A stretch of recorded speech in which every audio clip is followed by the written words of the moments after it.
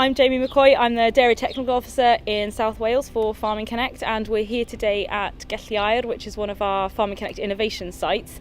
So today is first cut silage, and we're looking at two different harvesting techniques. We've got a forage wagon, which is what we're using on an area of land where we're aiming to make very high D value silage. Part of the project work this year is to compare precision chopped silage with forage wagon harvested silage.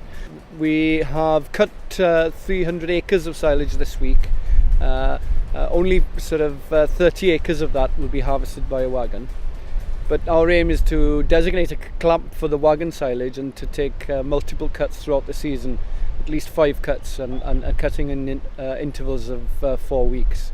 Comparing not only the costs but the quality, compaction and the density of the silage in the clamp through the different systems. We're trying to move farmers to cut more frequently, and the reason why we want younger forage in the field is that it's got much better energy value, much better D value, and much more potentially higher protein value.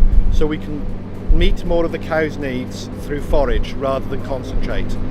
This means we have healthier cows, but we also get better production from forage, more cost effective. The density of silage in the clamp is very, very important, and to maintain that level of density, the clamp management at filling is very, very important. I've got to praise our contractors in this respect, the way that they fill the clamp.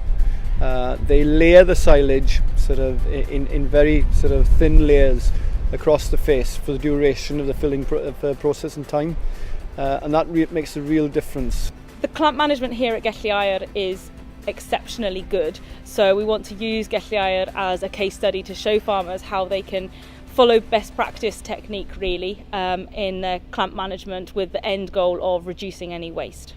There's a proportion that won't come hitting the knives perpendicularly, so it's coming through in much longer lengths, and this then becomes a problem in terms of compaction. Also, when you're rolling it, it's in more of a lump, so it potentially needs thinner layers.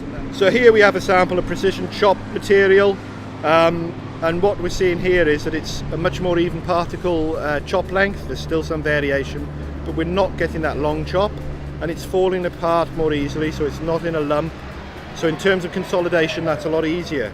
Of course, that's just one aspect of the silage process, and we'll look at all aspects, and come the winter we'll be able to assess what these different effects have had in terms of silage quality.